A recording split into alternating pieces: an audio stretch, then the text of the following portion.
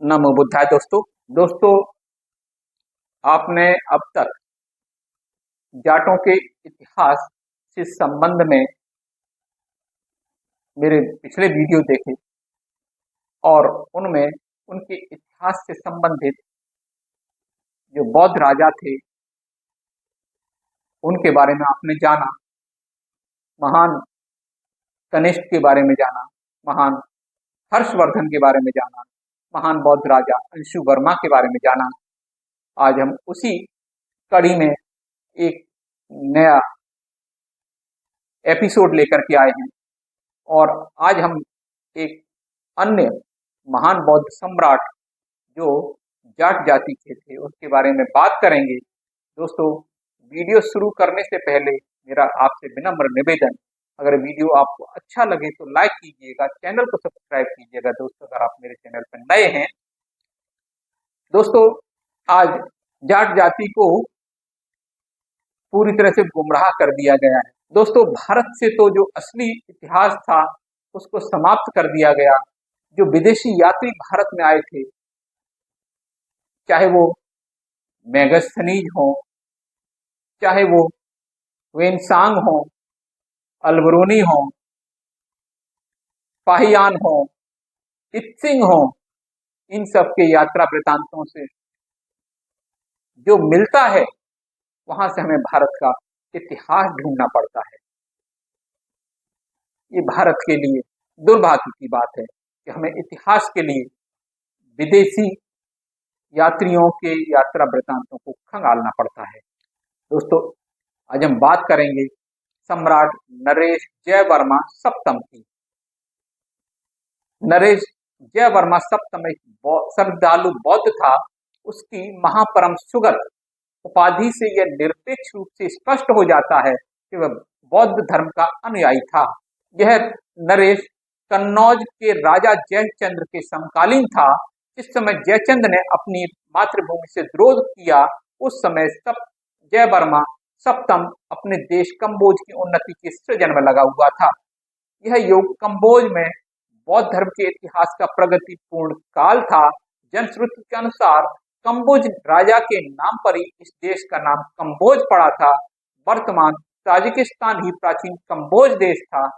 शक लोग पूर्णतः कंबोज से परिचित थे और 30वीं शताब्दी में कंबोज को शकों का ही देश कहा जाता था। और यह पहले ही बताया जा चुका है, समस्त शक जाति ने बौद्ध धर्म अपना लिया था और यह जाति ही बर्मन और दत्त लिखने के कारण बर्मा और जट में परिवर्तित हो गई थी। इसलिए जयवर्मा सप्तम भी वर्तमान जाटों के पूर्वज नरेश थे। नरेश जयवर्मा सप्तम 1182 से लेकर 1202 का शासन काल कंबोज के बौद्ध इतिहास में महत्वपूर्ण स्थान रखता है। यथार्थ में जयवर्मा सप्तम कंबोज देश का अशोक था। उसकी मृत्यु के उपरांत उसे महापरम सौगत की उपाधि से सुशोभित किया गया। इससे राजा की बौद्ध धर्म की प्रति निष्ठा प्रकट होती है। इसमें कोई संदेह और दो मत नहीं कि वह कंबोज का महाप्रतापी नरेश था। उस समय उसके साम्राज्य में चंपा और पुकाम भी सम्मिलित था और मलाया तक उसने राज्य का विस्तार किया था। उसके राज्य की सीमा पश्चिम में बंगाल की खाड़ी और दक्षिण में मलय प्रादीप तक थी। जयवर्मा सप्तम के समय श्रीलंका और कंबोज के मध्य काफी मैत्रीपूर्ण संबंध थे। श्रीलंका के नरेश महान पराक्रम बाहु सन 1116 से 91 ने कंबोज के नरेश को उपहार भेजे, जिसमें श्रीलंका की राजकन्या भी थी। जहाज बर्मा के रास्ते जा रहा था। उस समय बर्मा के राजा ने राजकन्या को पकड़कर मंगवा लिया। इसी प्रकार की 3-4 और घटना श्रीलंका के व्यापारियों और राजदूतों के साथ घटी। इन घटनाओं के पूर्व बर्मा और श्रीलंका के संबंध काफी सुधर चुके थे। बर्मा के राजा के द्वारा श्रीलंका की राजकुमारी का अपहरण सहन नहीं हुआ। पराक्रम बाहु ने एक बड़ी सेना भेजकर दक्षिणी बर्मा के कुसमी बंदरगाह को खूब लुटवाया और इस अपमान का बदला ले लिया। इसी कारण जयवर्मा सप्तम ने भी पेपू पर आक्रमण करके अपनी विजय पताका लहराई, क्योंकि जो राजकुमारी उसके लिए भेजी गई थी उसे बर्मा के राजा ने राजमार्ग में ही छीन लिया था। राजा जयवर्मा सप्तम के शिलालेख पढ़ने के पश्चात सम्राट अशोक स्मृति पटल पर आते हैं। जिस प्रकार शिलालेखों में महान अशोक की बौद्ध धर्म की प्रतिष्ठा प्रकट होती है, उसी प्रकार जयवर्मा सप्तम की निष्ठा स्पष्ट दृष्टिगोचर होती है। उसके शिलालेख बुद्ध भक्ति से ओतप्रोत हैं। एक शिलालेख में बुद्ध को नमन कर प्रशस्ति में लिखा है, प्राणी मात्र के शरण स्थल बुद्ध पूजित है और बोधि मार्ग पूजित है। इसके उपरांत संघ का वर्णन है और बाद में कल्पद्रुम के सजीव रूप से लोकेश्वर की वंदना है। इसी लेख के अंतर्गत कहा गया है कि उसने चंपा जाकर युद्ध क्षेत्र में वहां के राजा को पकड़कर दयावश उसे राज्य वापस कर देकर छोड़ दिया और उसके इस गौरवकृत को दूसरे राजाओं ने सुना और उन्होंने उसकी प्रशंसा की। राजा ने अपने गुरु के परिवार को राजवंशिक की भांति सेनापति की उपाधि दी। राजा जयवर्मा सप्तम ने अपनी माता की स्मृति में राजविहार नामक नगर का निर्माण करवाया और मुनिद्र माता प्रज्ञा पारमिता की सेवा में समर्पित कर दिया। उसने प्रज्ञा पारमिता के रूप में अपनी माता की प्रतिमा बनवाई थी। इसके अभिलेख में बिहार की पूजा के लिए जो वस्तुओं की सूची अंकित है वह इस प्रकार है: चावल, तिल, मूंग, कागुन, घी, दूध, दही, गुड़, मधु, तेल, वस्त्र, देव मूर्तियों के लिए चीनी, रेशम की मसहरी आदि। राजा और भूपतियों ने 3100 जयवर्मा सप्तम ने अपनी माता की स्मृति में राजविहार नामक नगर का निर्माण कराया। उसे मुनिद्र माता सब मिलाकर बिहार राजा और भूपतियों ने 3140 गांव बिहारों के लिए प्रदान किए थे। सब मिलाकर बिहार के अंदर 12,640 मनुष्य रहते थे। 66,625 स्त्री पुरुष परिचारक थे। इसी प्रकार राजा ने सोना, चांदी, 35 हीरे, 40,600 मोती, 4,240 भाजरे नेत्र एवं दूसरे बहुमूल्य पत्थर, एक बड़ी सोने की थाली, कुछ खड़िया और भारी मात्रा में शीशा प्रदान किया था। जहां लगभग 960 छात्र अपने आचार्यों के साथ रहकर शिक्षा ग्रहण करते थे। जिस प्रकार सम्राट हर्षवर्धन के काल में राज्य की ओर से वार्षिक और त्रैवार्षिक बौद्ध उत्सव मनाए जाते थे, उसी प्रकार जयवर्मा सप्तम के शासन के समय में भी बसंत में चैत्र की अष्टमी के पूर्णिमा तक प्रत्येक वर्ष बौद्ध परंपरा के अनुसार बसंत उत्सव मनाया जाता था और कृष्ण चतुर्दशी को 3 बार भगवान बुद्ध की प्रदक्षिणा का मेला होता था। उस समय भगवती प्रज्ञा पारमिता होती थी। जिस प्रकार आज श्रीलंका के मेलों में नर्तक और नर्तकियों के नृत्य होते हैं और मनुष्य सत्य, सदाचारों आदि गुणों का अभ्यास करते हैं, उसी प्रकार वहां भी हुआ करता था। 1000 प्रज्ञावान शील भिक्षुओं को भोजन दान किया जाता था। सम्राट अशोक के शिलालेखों से ज्ञात होता है कि उसने अनेक आरोग्यशालाओं का निर्माण करवाया था।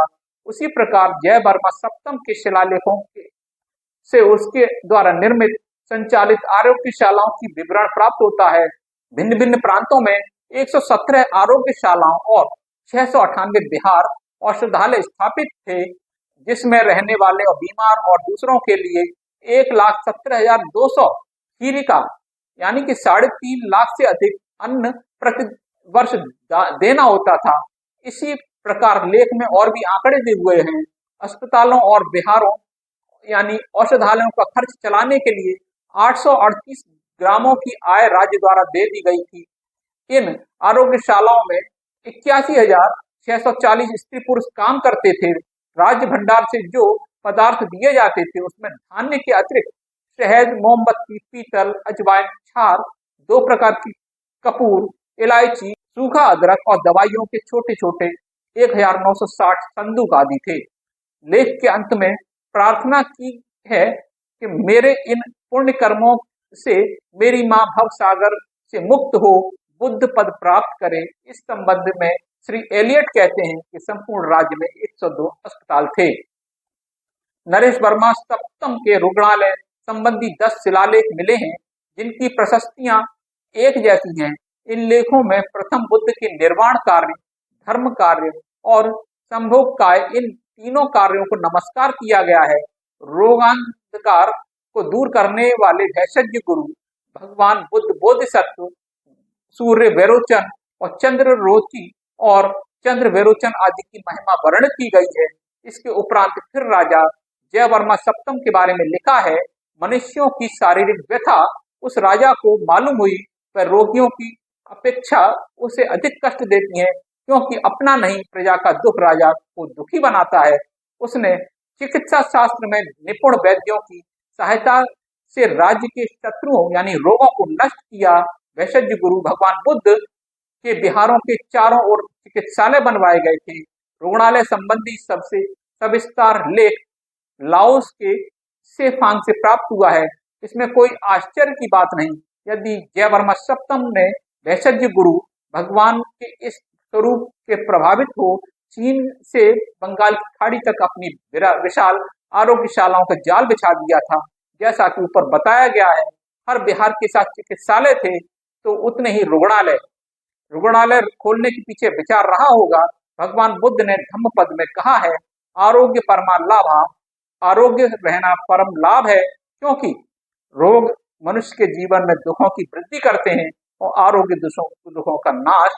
इससे स्पष्ट होता है कि नरेश जयवर्मा सप्तम यथार्थ में तथागत बुद्ध के धर्म का महान अनुयायी था। तो दोस्तों, ऐसी थी महान नरेश जयवर्मा सप्तम की कहानी। इससे पता चलता है कि वास्तव में बौद्ध काल था और बौद्ध काल में प्रजा कितनी सुखी थी और उसके राजा अपनी प्रजा का कितना ध्यान रखते थे कि उनके रोगों को, उनकी कष्टों को वो अत्यधिक दुखी होते थे उससे और उसे अपना कष्ट समझते थे। दोस्तों, कैसे लगा ये वीडियो? अगर अच्छा लगा हो तो लाइक कीजिए। मिलता हूं अगले वीडियो में जो एक और नरेश के बारे में होगा। तब तक के लिए नमो बुद्धाय।